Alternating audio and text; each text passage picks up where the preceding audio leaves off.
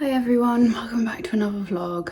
I'm sort of lying on my bed for no real reason. It's not actually that comfortable. It is in fact Sunday and I have the flat to myself for most of the day, so there's some like jobs around the flat that need to be done, but for the most part it's going to be fairly soft today because I've had a pretty shocking week, to be honest. It's been very up and down. Like, I've been back at home, back at my own little flat after being at my mum and dad's. God, I'm so warm. It's so humid in London at the moment. It's fucking awful.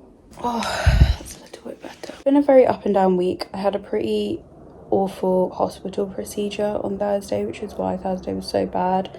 It's one that I've been waiting on for ages, and it's one that I'm supposed to get regularly. These kind of nerve blocking injections that I get for my endometriosis pelvic pain, and I'm supposed to get them like every 6 to 8 months, and this time it was nearly 10 months since the previous one, which obviously meant that my pain had regressed quite a lot in that time, and I was just in a pretty miserable place with it all. So it's kind of weird because I was really, in a strange way, like almost looking forward to having it done. Or at least I think I just got so focused on the fact that I was really, really happy that I'd finally got this appointment through and really relieved that I just had forgotten to think about the procedure itself and how that would be. And I just hadn't really thought about it until I actually got there. So my best friend Shannon came with me to the appointment, and it was awful.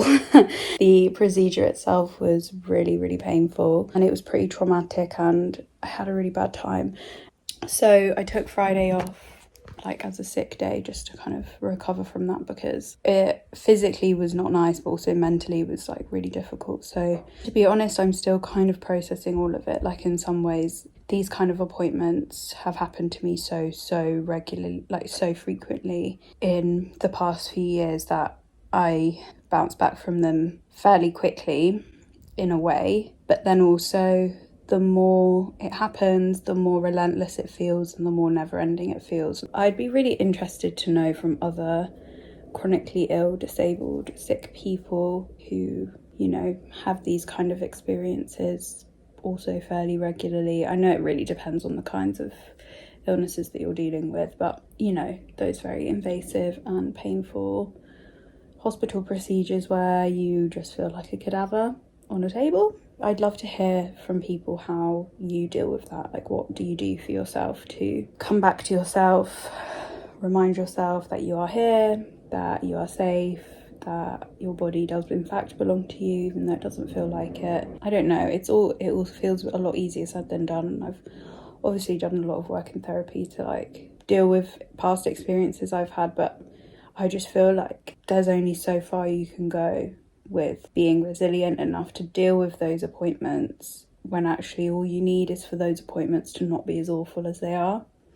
And that is kind of out of your hands, because there is still this misconception that we're just meant to deal with pain. Like, afterwards, I was literally a shell of a person, like sobbing on the surgery table and like just processing the past 20 minutes of genuine agony that I'd been in at the hands of these doctors who, yeah, sure, they're trying to help me, but at what cost? And the doctor turns to me and goes, "I'm sorry, that was a bit uncomfortable." And I was just like, did you even see me? Did you even see me this whole time? Because I'm pretty sure that if you thought that that was just uncomfortable, then you weren't looking hard enough. And I also know that it's really difficult for medical professionals who, like, basically their job every day is to do something to people that is really painful, or on the sliding scale of uncomfortable to painful. And you can't absorb that every time. That can't be necessarily the focal point of what you're trying to do. Like, you're there to get a job done, but at the same time, you're leaving me with trauma, hun. Like, don't even really know how much of this I'll keep in the video, but part of me just feels like it's got to be talked about, and for my own sake, I need to hear from other people that you're not on your own in this, and I'd love to know how you deal with it, what things you do for yourself in the days after to cope, and to reset, and to like love yourself back into a place of like where you were before. if any of you have cracked the code, I'd love to know. I don't think I have. I'm getting there slowly, but like while those appointments stay the way that they are, and while they still have to happen to me, and while I still have to go because like for the sake of my health in another way, I wish I had more words of wisdom to offer up. But you've just got to be kind to yourself and like I said, love yourself back into a place of autonomy and ownership of your own self and body, I guess. I don't know. Anyway, I am just crashing a little bit after having had a shower and making the bed, because that's where we're at. I still do have like a fair amount of pain from last week, but I think I do need to clean the kitchen.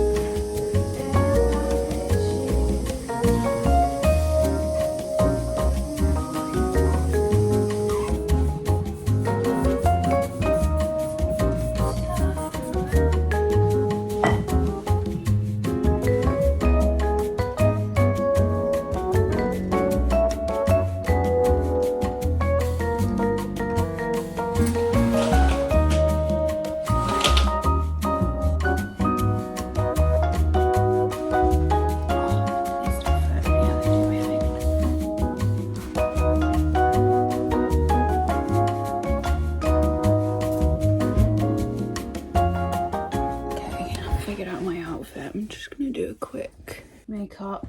Yeah, I have no idea what I'm gonna pick as my next read, because I've just finished Tomorrow, which was stunning, like really beautiful. Completely understand the hype. I definitely was a bit of an emotional wreck after reading it this morning. The feeling of the book has stayed with me pretty much all day. Like, this lighting is so annoying. Maybe in here is better. You're deaf so much in my cupboard. But yeah, this book made me feel a lot. It really did.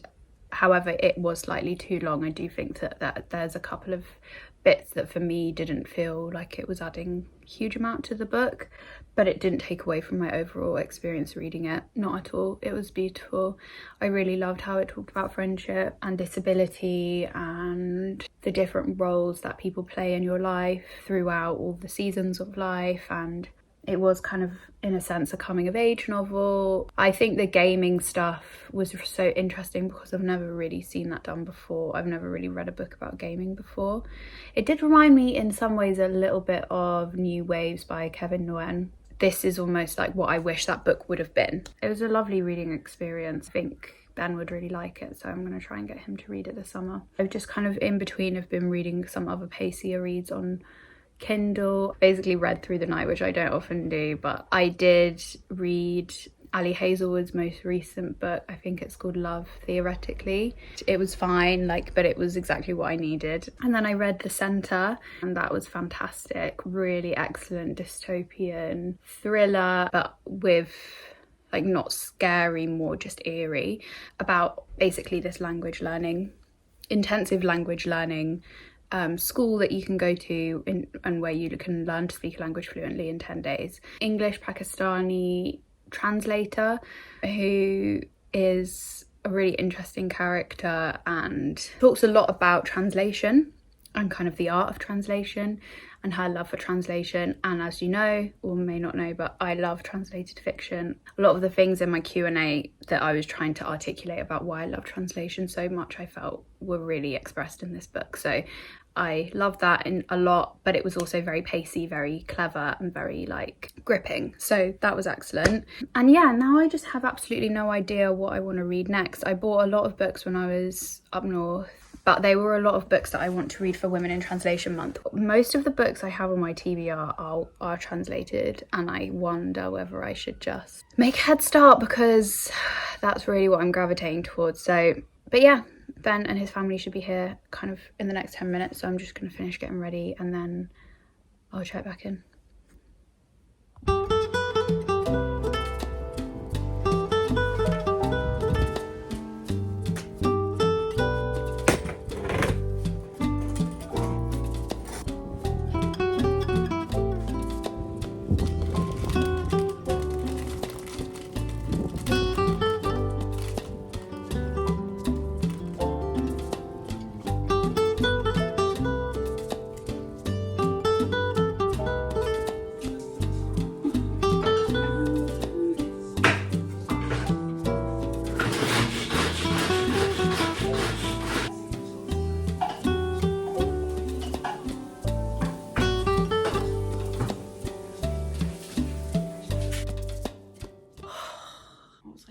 Oh yeah, I thought I would just sit down and do a little bit of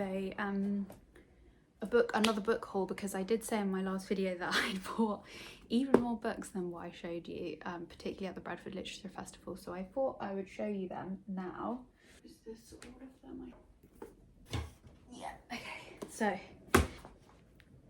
a whole new stack of books. I have actually been pretty good recently at reading books on my TBR. I feel like I've gotten through quite a lot of stuff and I've not bought that many books recently.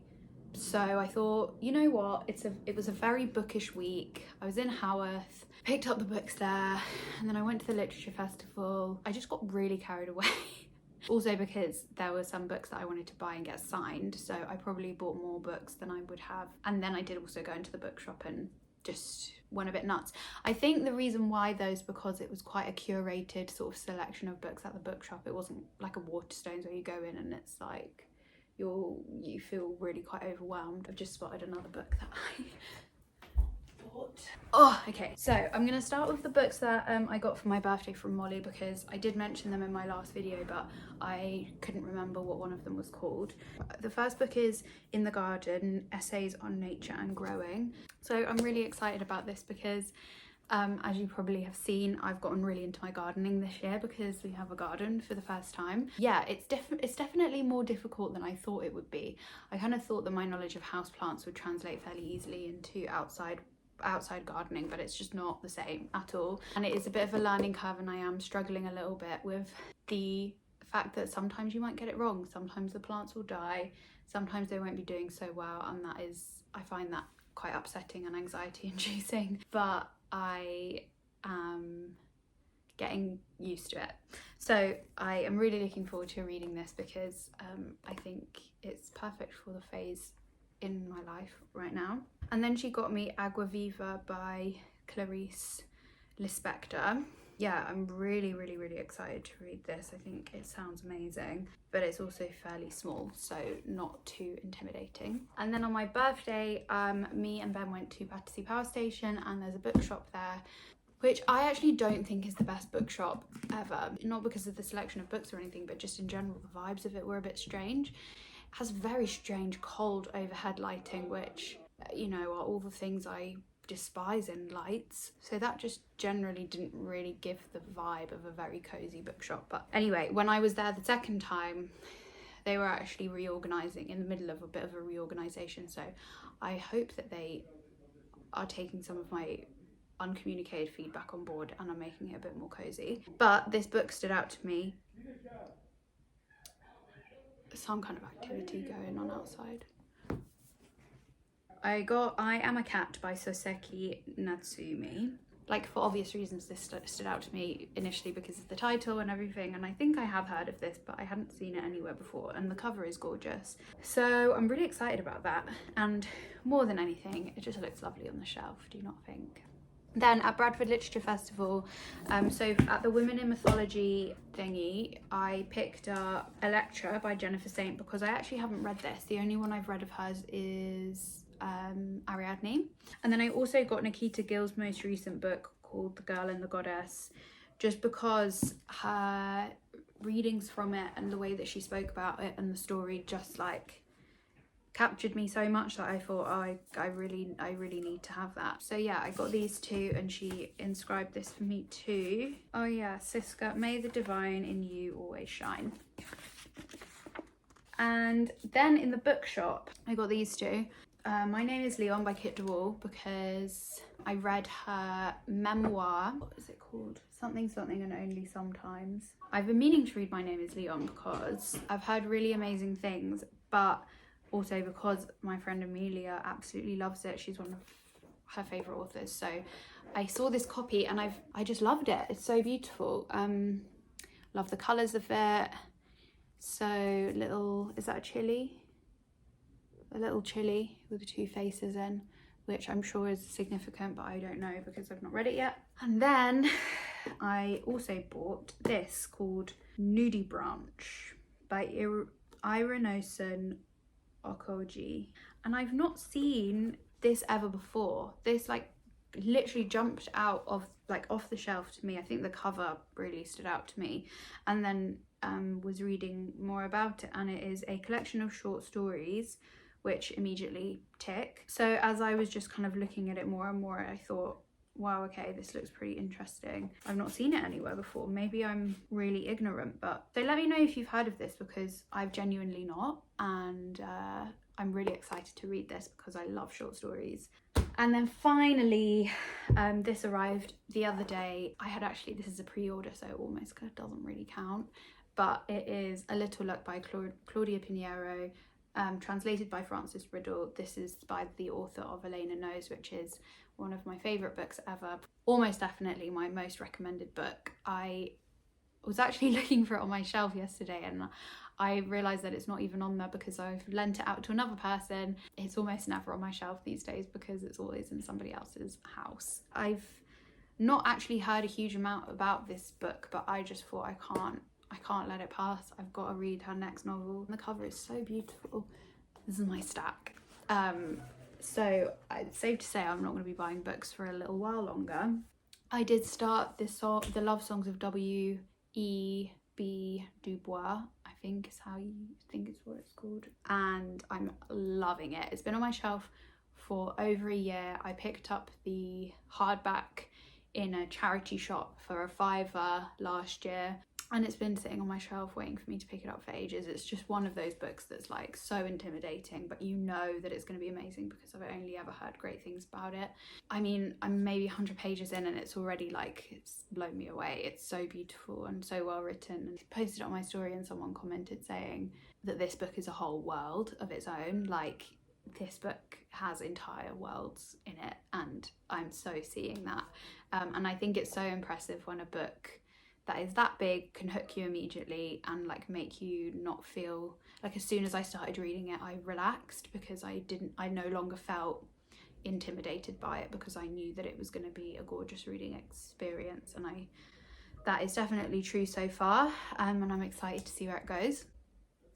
Harrowing subject matter, obviously, but like so beautifully written, and I'll keep you guys updated with how I go with that. I also started Mrs. S by Kay Patrick, just so I've got something on my Kindle, which is obviously slightly easier to transport and, you know, read in bed and things like that, because love songs is such a doorstop.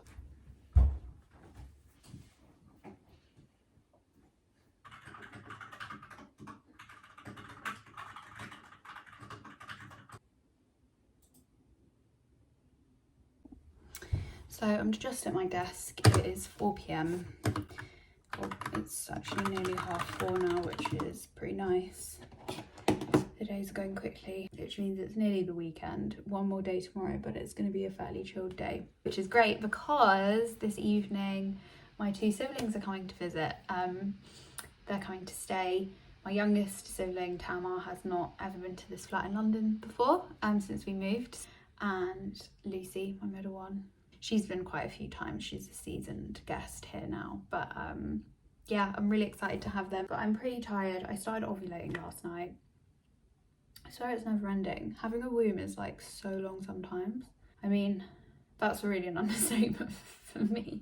Having a womb is one of the worst things that's ever happened to me, actually. But it was pretty shocking scenes last night. I was like, couldn't even walk, like couldn't really walk, couldn't stand up straight. Had a bath, which did help, but then afterwards the pain was pretty bad again. It's not as bad today. I think it was a kind of 24-hour thing, but it's still not amazing, and I still feel pretty tired because I didn't sleep very well because of the pain. So I'm just gonna finish off work and then get ready for them to get here.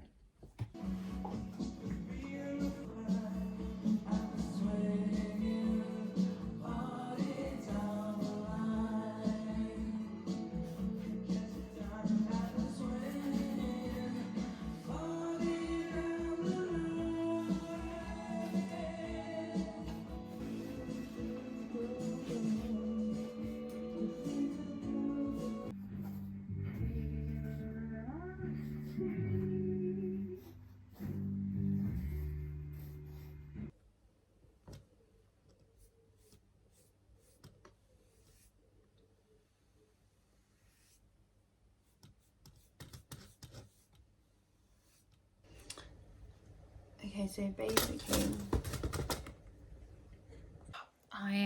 sat on the floor of my living room because I just ended up here.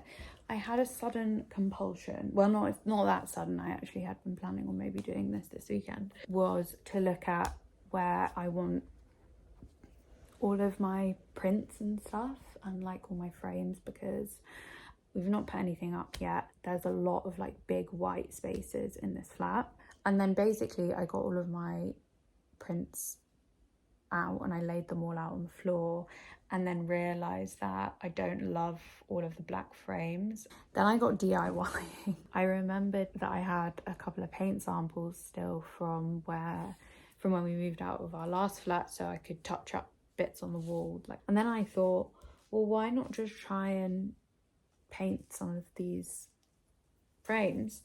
And so I've just now been sitting here like just literally painting these frames, and I'm actually having quite a nice time. But I'm not convinced about the white colour, but I'm wondering if I could, now I've got a white base, I could go over it with a different colour maybe.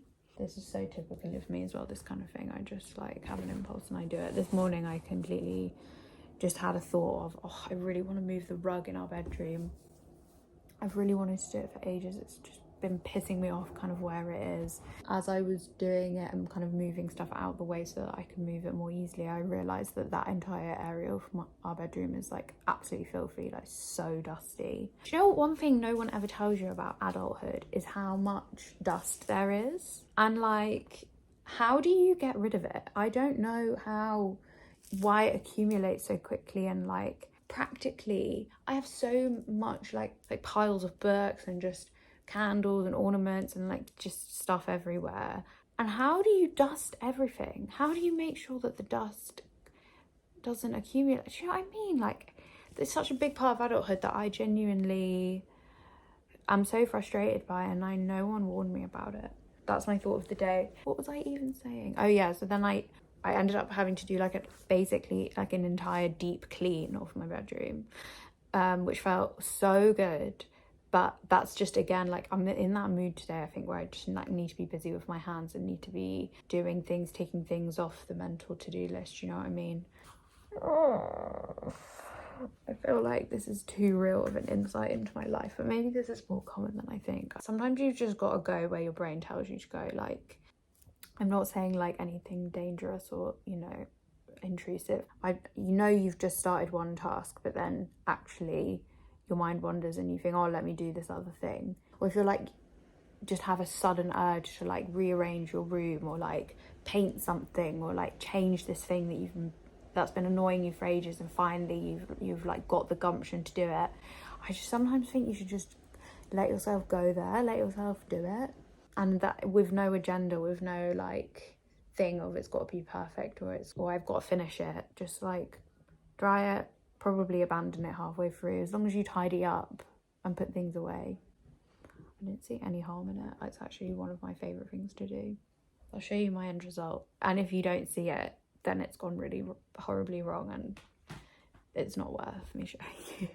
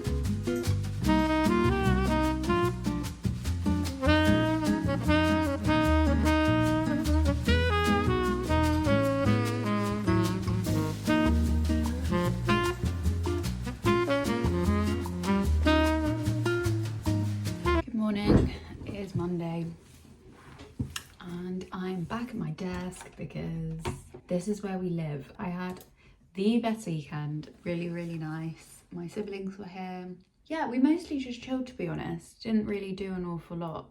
They were here for a kind of event thing that they went to on the Saturday, and then I just chilled at home by myself, which actually was pretty needed because, as we know, my social battery is teeny tiny. Last night, me and Lucy, my middle sister, went to the proms, which if you aren't from the UK, you probably won't know what they are. I didn't even really know what they were because I'm not that well versed in like UK, like English traditions. I don't really know. I don't even know what it stands for. Promenade, the proms. Yeah, classical, 8 weeks of live music. 8 week summer season of daily orchestral classical music, concerts and other events held annually, predominantly in the Royal Albert Hall. Okay, well, I didn't know it was 8 weeks long. Fine, great, so amazing. I've never been to the Royal Albert Hall ever before. It's so beautiful and impressive. Yeah, what was it? The Vivaldi's Four Seasons had this guy who was a Swedish folk musician, and he had his little folk guitar. Listen, I need to do some research before I actually talk to you about this. A sitar. He's a sitanist. Yeah, okay, so I can talk a bit more about this now.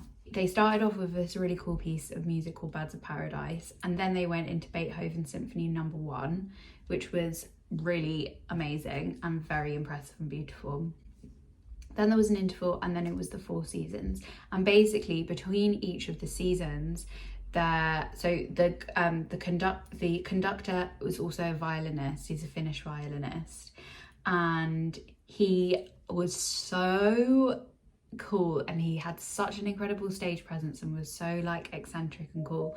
So he was conducting and also playing the violin. Between each of the seasons, they did a kind of like improvisation of Swedish, Finnish folk music with the violin and the sitar and this guy, and then they went into the seasons, and it was so cool. And he was on the sitar while they were doing the seasons. Yeah, it was very amazing. And then at the end they did like a little Finnish folk song which encouraged audience participation, which was pretty fun.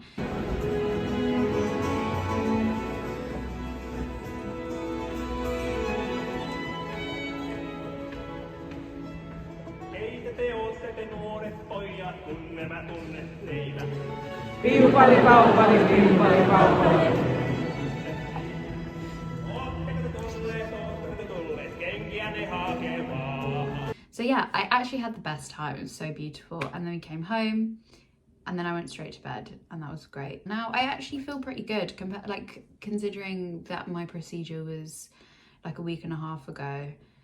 I feel pretty good. So yeah, it's gonna be an okay Monday, let's hope. Yeah, I don't know. Good morning, Siska. Morning, you're right.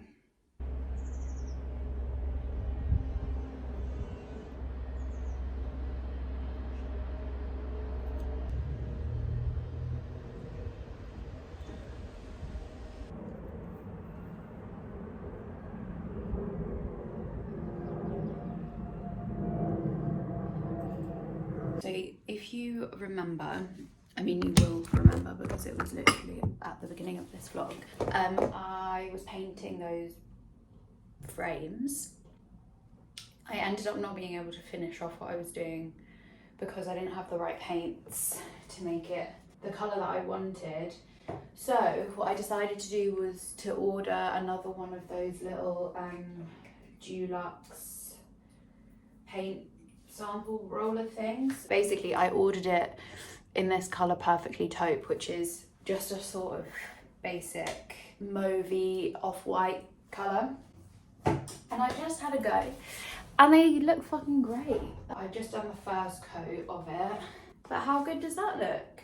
And then I did it on this other one as well, which was literally just a print that I got from the Tate Modern. This one still needs a little bit of work because you can still see I didn't really prime this one as well, so you can still see bit of the colour. And then I think we're ready to have a look at what we're going to hang probably in the bedroom to start with. I figured out essentially that when I was at uni or when I was house sharing and like my bedroom was the place that I spent most of my time, I always put so much effort into my bedroom when I was living with housemates, because that's the only part of that's the only place that you've got full creative control over. But now I've got the living room, which is definitely like the best place in the flat. It's like so cozy. It's where all of my favourite things are, you know, like all of my favourite interior pieces, all of the best plants are in here, because this is where I spend most of my time. But now it means that like bedroom isn't really, it's not really as cozy as I would like it to be, regardless of whether I'm there a huge amount. I do want to make it, you know, a really nice place to wake up in and go to sleep in, at least. It's definitely worth investing in the space, but I'm kind of trying to use what we've already got, because if I suggest to Ben that we should buy another thing, he's gonna get mad at me because we already have so much nice stuff. Like, I'm definitely not a minimalist, and I think if Ben could have his way, he'd definitely be more of a minimalist. But also, if he had his way, like, we'd probably be living in a flat that kind of resembled a cardboard box. So yeah, that's basically what I'm gonna do with these prints. I think I'm gonna lay them out a little bit, maybe paint a couple more frames. And now, listen, I got so distracted on my lunch break painting those frames that I've not even actually had lunch. And now I'm in like a workshop all afternoon. I need to go make lunch so that I can feed my brain, so I can really focus on this really important workshop that I'm in. Being an adult is actually so long, and I really feel like if you want to do it right, there's just not enough hours in the day. And I know we all have the same hours in the day. I've got the same 24 hours as Beyonce, but it doesn't feel like it sometimes. Molly May, what do I do? Turns out I have half an hour. So I'm gonna make some lunch, whip up some pancakes.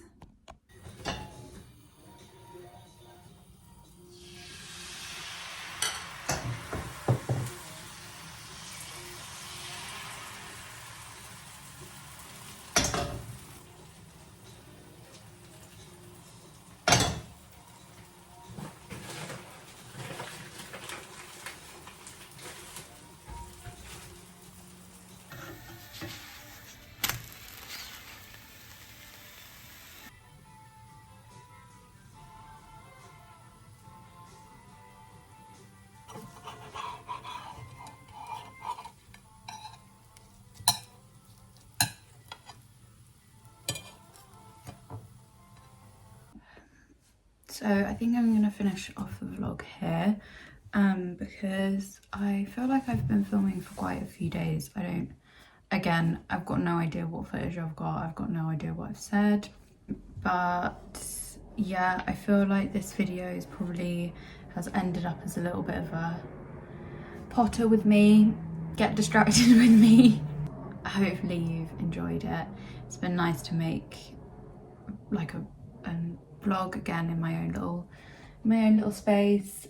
Yeah, I'm not feeling great this morning. I slept really well, like barely even remember moving in the night, but I feel like absolute shite this morning, like almost ill. I don't think I'm getting ill. I don't leave the house enough to be getting ill, to be honest. Definitely like my body's just quite achy. I've got a headache. Just generally don't feel that great this morning, so hopefully that doesn't turn into anything serious. But I don't know, I feel like a little flary in my fatigue today. Oh god, I feel like shit. What am I saying? Take a sip of tea. It's okay. I have literally like no strength in my body. I feel so yuck. Sorry to end the vlog on this note, that's unfortunate. Thank you so much for watching. I hope you liked it. I have a vague memory of asking a question about dealing with difficult appointments, so if anybody has anything they want to share about tips or just general feelings about it and you feel comfortable doing so, please put it in the comments. I'd love to chat about it. Thanks for watching and have a great week, and I'll see you in the next one. Bye.